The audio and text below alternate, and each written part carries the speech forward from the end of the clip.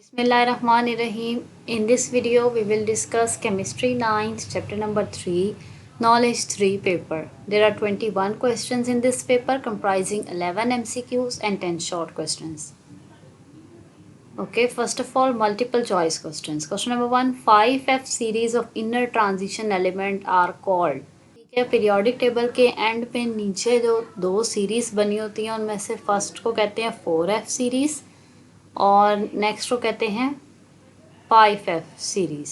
ठीक है, तो वो उसके बारे में पूछ रहा है कि उनमें से जो 5F सीरीज़ होती है उसको क्या कहा जाता है।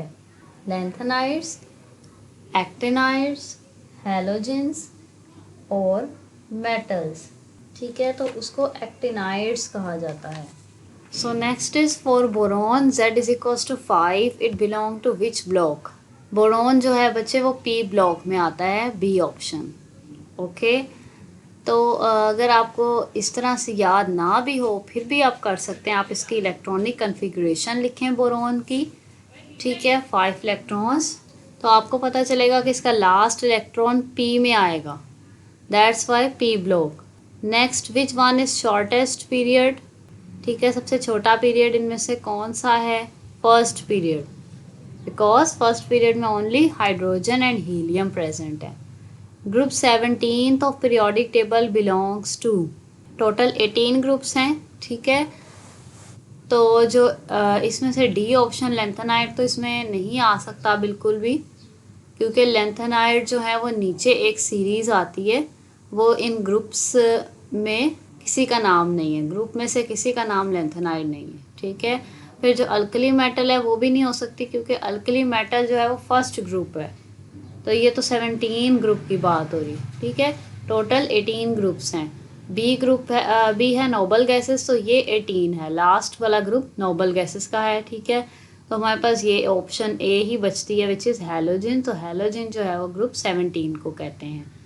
Next, atomic radii of element in periodic table. तो इसमें से अगर आप सी ऑप्शन देखें, do not change from left to right, तो ये तो बिल्कुल ही रॉन्ग है। ठीक है, ऐसा नहीं हो सकता कि चेंज होता ही नहीं एटॉमिक रेडियाई। ठीक है, ऑब्वियसली चेंज होता है। ठीक है, अब कहाँ से कहाँ किस तरह से चेंज होता है, तो वो ऊपर से नीचे इंक्रीज होता है, top to bottom increase. So B option is correct option. Which one of the following halogen has highest electronegativity. सबसे ज़्यादा इलेक्ट्रोनेगेटिविटी इनमें से किसकी है जी। फ्लोरीन। फ्लोरीन ही है जिसकी जो इलेक्ट्रोनेगेटिविटी है वो पूरे पीरियोडिक टेबल में सबसे ज़्यादा है, which is 4। Next, discovered element arranged in a form of, यानी सारे एलिमेंट्स को किस फॉर्म में अरेंज किया गया। कॉलम, रो, लाइन और टेबल। टेबल पीरियोडिक टेबल है ना, इसी वजह से। ठीक है, तो टेबल की फॉर्म में सारे के सारे एलिमेंट्स को अरेंज किया गया। नेक्स्ट है the orderly arrangement of element generally coincided with increasing, यानी और एलिमेंट्स को अगर ऑर्डरली अरेंज किया गया है जो पीरियोडिक टेबल में किया गया है, वो किस हिसाब से किया गया। ठीक है, क्या चीज़ बढ़ती है तो उस हिसाब से एलिमेंट्स को अरेंज किया गया। ठीक है, तो ग्रुप और पीरियड इसमें नहीं आ सकते। कोई प्रॉपर्टी की बात कर रहा है तो वो ए या बी होंगे। ठीक है, तो उसमें से ए आपका राइट ऑप्शन है, बिकॉज एटॉमिक नंबर की बेस पे तमाम एलिमेंट्स को अरेंज किया गया है। ठीक है, with the increase of atomic number, a option. Next है which scientist gave the idea of octaves for arrangement of element. तो लॉ ऑफ ऑक्टेव्स किसका था। C option, Newland. Next, there are total dash groups and dash periods in modern periodic table. Group कितने हैं और period कितने हैं। ठीक है, तो फर्स्ट ऑप्शन देखें तो 7 लिखा हुआ है जी ग्रुप। 7 ग्रुप नहीं है, 7 तो पीरियड है, that's why this is wrong. B option देखें तो 18 ग्रुप, यस 18 ग्रुप्स हैं एंड 7 पीरियड्स हैं, तो B option is correct. Next है ट्रांजिशन एलिमेंट आर। क्या है ट्रांजिशन एलिमेंट्स। ठीक है, they are all metals, B option. ई बीप्स तालीम व तरबियत और इम्तहानों की तैयारी का जदीद और अपनी किस्म का एक मुनफरिद निज़ाम है जो आपको घर बैठे ऑनलाइन तरीके से ना सिर्फ इम्तहानों की तैयारी खसूसी अंदाज में करवाता है बल्कि ये भी बताता है कि आपकी अब तक की तैयारी का मायार क्या है, तैयारी में क्या क्या खामियां हैं, ये खामियां कौन सी किताब के कौन से हिस्से में हैं, कौन सी गलती आप बार बार दोहराते हैं और अब तक के दिए गए पर्चों में आप ये गलती कितनी बार दोहरा चुके हैं और किस किस सवाल में आपने ये गलती दोहराई है, इस गलती को दूर कैसे किया जा सकता है। इसके अलावा पर्चे हल करने की तरकीब यानी प्रेजेंटेशन में क्या क्या गलतियां बार बार दोहराते हैं और अब तक के दिए गए पर्चों में वो गलतियां आप कितनी बार दोहरा चुके हैं और किस किस पर्चे में आपने ये गलती दोहराई है और इस गलती को दूर कैसे किया जा सकता है। आपकी लिखाई यानी हैंड राइटिंग का मायार क्या है और उसको कैसे बेहतर किया जा सकता है। Next, what is significance of periodic table. Periodic table की तो बच्चों बहुत सारी सिग्निफिकेंस है, आप कोई सी भी मेंशन कर सकते हैं। For example, it gives us the name, atomic number, name नहीं symbol, it gives us the symbol, atomic number, atomic masses of all elements, ठीक है, and it provides us the classification of elements like metals, non-metals, metalloids, noble gases, ठीक है। It also describes the classification as solid, liquid, gas, ठीक है। इसके अलावा भी हमें it tells us the information about the electrons present in the valence shell or the number of shells of an element, ठीक है, and it also provides the elements with the same properties in one place in the form of group, ठीक है। तो इतनी सारी मुझे तो इसकी सिग्निफिकेंस नज़र आ रही है, आप इनमें से कोई सी भी लिख सकते हैं। Next is what is modern periodic law and modern periodic table.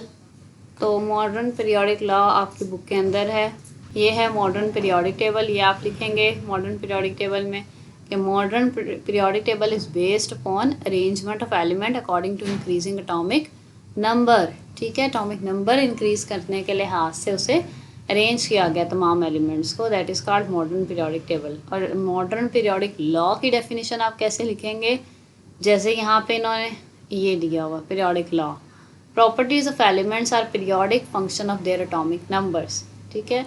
ये लॉ की स्टेटमेंट है, इसमें वर्ड टू वर्ड ऐसे ही आएगी, ठीक है। तो ये आ जाएंगे इसमें दोनों चीज़ें। Next, what are alchemist and what was alchemy. तो उसके लिए आपके पास बुक में प्रेजेंट है, साइड बॉक्स है, you will see here, this is a pink box alchemy. Alchemy जो है वो क्या थे, साइंटिस्ट हैं, ठीक है। अल्केमी एक फील्ड ऑफ इंटरेस्ट है फॉर साइंटिस्ट, ओके।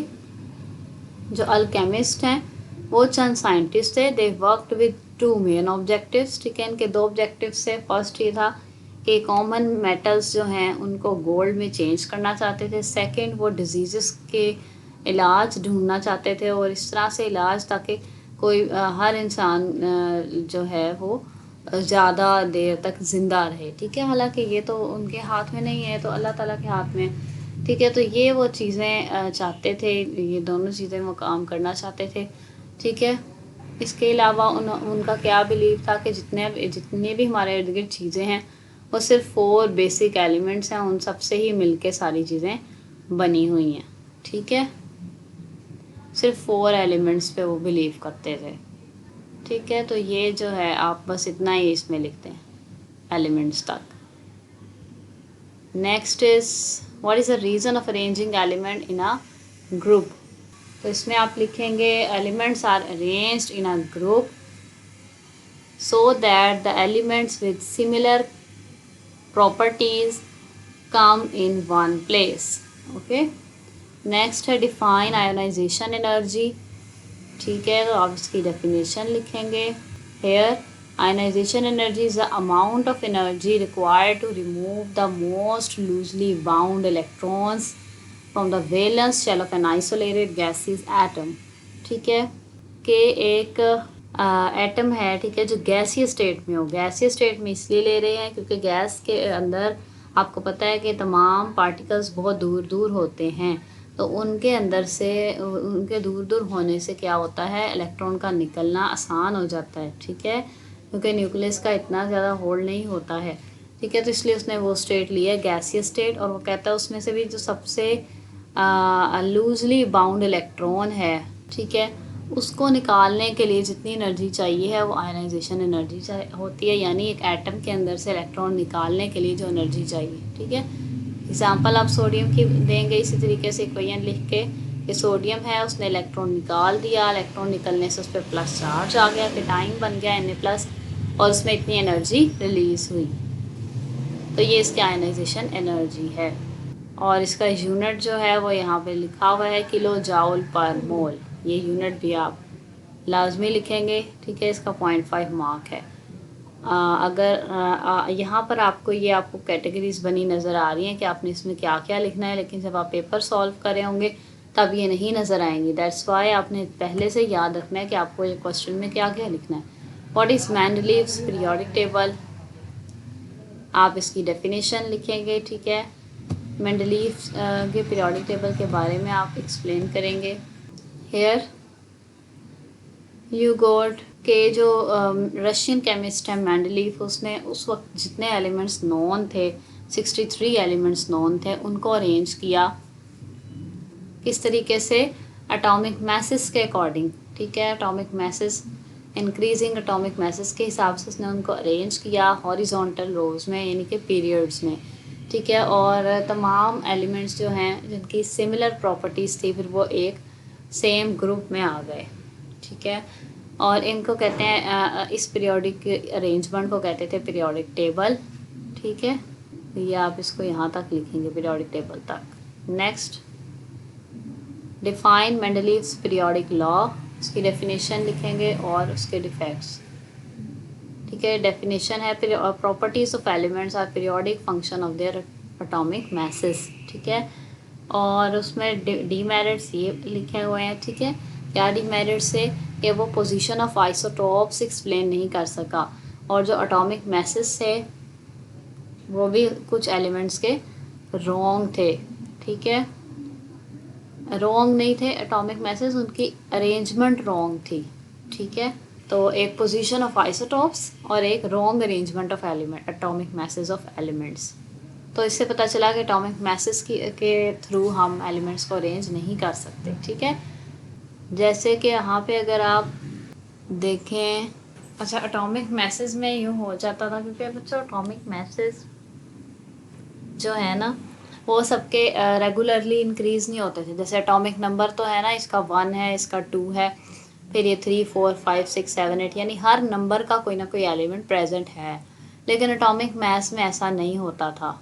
ठीक है, जैसे इसका एटॉमिक मैथ तो 1 है, इसके बाद 2 वाला होना चाहिए, नहीं, लेकिन यहाँ हीलियम का 2 नहीं है, इसका मैथ है 4। ठीक है, तो इसलिए हर नंबर का एलिमेंट प्रेजेंट नहीं होता एटॉमिक मैथ्स में, जिसकी वजह से इनको अरेंजमेंट में चेंजिंग भी हो सकती है। इस वजह से उसको अरेंज इस तरह से नहीं करना चाहिए था। नेक्स्ट है right about group 8A elements.